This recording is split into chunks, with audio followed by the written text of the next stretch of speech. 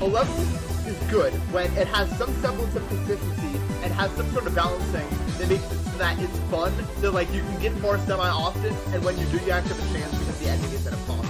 This level throws every concept of a good level out the window and instead shoves up this garbage, this pile of absolute dog balls. Let's talk about Epsilon. The beginning is free. It's basically an auto-scroller. It's literally medium demon gameplay with like a couple random choke points in there, and we'll touch on the choke points in a second. And then the middle is like randomly impossible for some reason. It's like it's got a couple parts that literally flat out do not work. They don't even feel play tested. And then after that you have a drop, which is rather easy compared to the mid part, but you still have random choke points that they just don't make it work. And then biggest offender of all, at 85, there's just a part that literally doesn't work half the time because for some reason they made the saws not work, and like the saws are literally offset for some reason. It makes no goddamn sense. Let's talk about choke points real quickly. Choke points are where in a level there's one specific timing or click that is way harder than the rest. Usually one level will have like 1 or 2 or something like that. This level has like 6 or 7 random choke points that just out of nowhere just don't work. Some of them are literally due to the level just not working. Like look at Slim Jim. Like it doesn't work.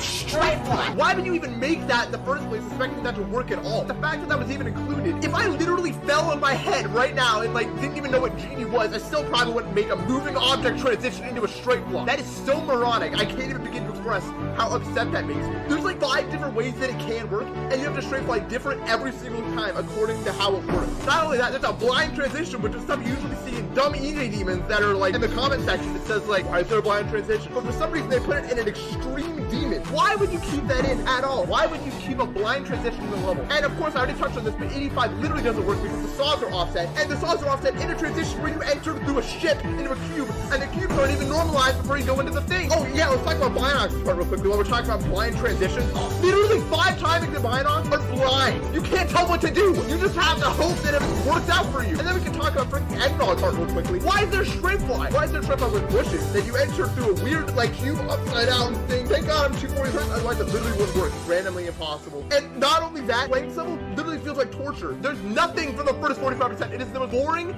tedious level I've ever played. And I literally, most of my attempts lost because I couldn't pay attention anymore because of how goddamn bored I was. This level is an abomination. This level is absolutely the worst extreme demon I have ever beaten. I've been saying this for months, and now you guys finally know why I hate this level so much. That is my opinion enough.